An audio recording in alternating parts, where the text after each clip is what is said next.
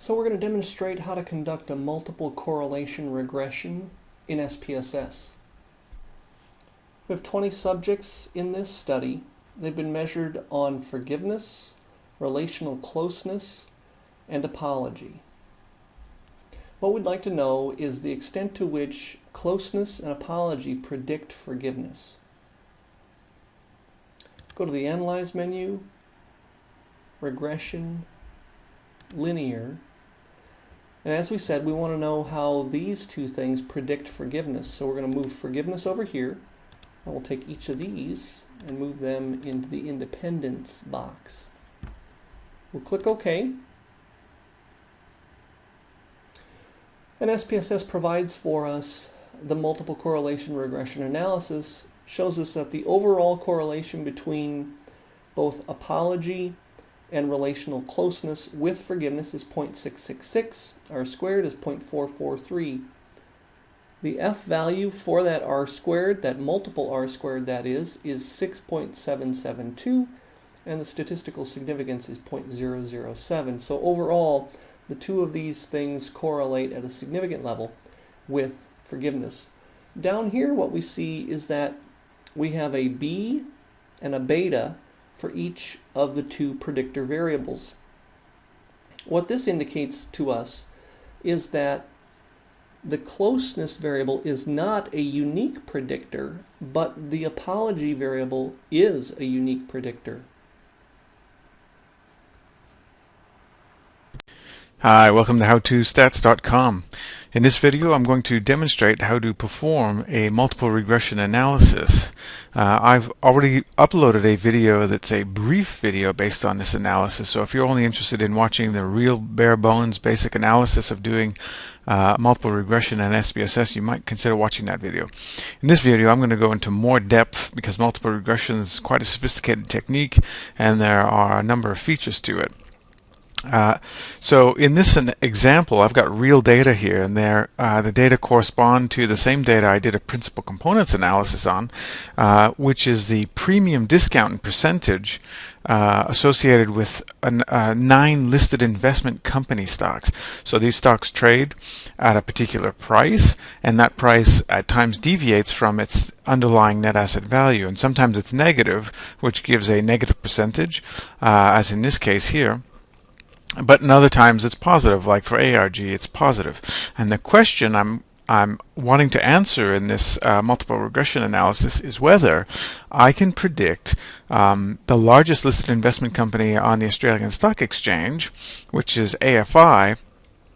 I want to use the other listed investment company discount premium values across time from 2003 to 2010.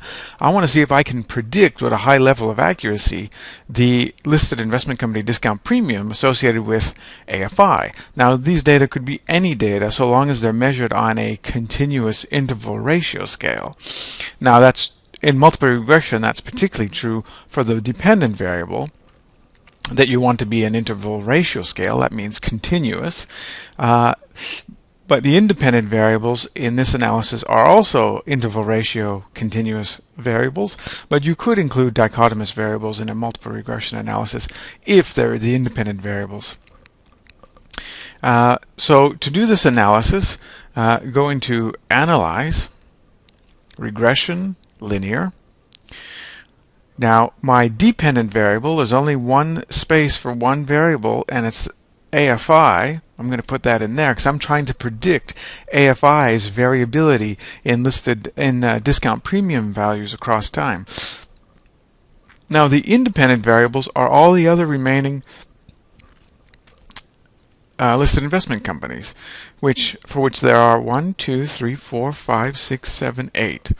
Now, I'm going to put them into this independent box, and it's block 1 of 1, and I'm going to keep it there. You only use changes. You only use this option of going from block 1 of 1 to block 2 or block 1 of 2, adding another block in hierarchical multiple regression. I am not doing hierarchical multiple regression. I'll do another video for that. This is not hierarchical. This is just plain Jane multiple regression analysis.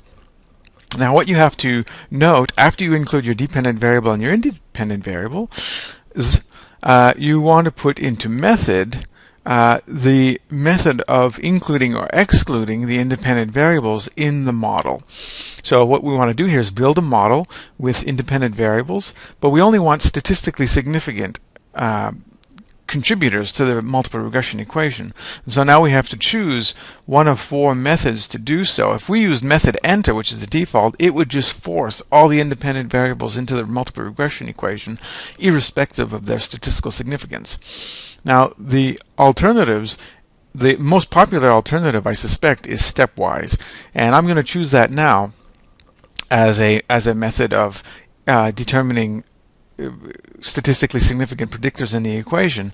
What stepwise does, very briefly, is it looks into the correlation matrix and it chooses the independent variable that has the largest Pearson correlation with the dependent variable, and it puts it into a regression analysis, and it's called Model 1.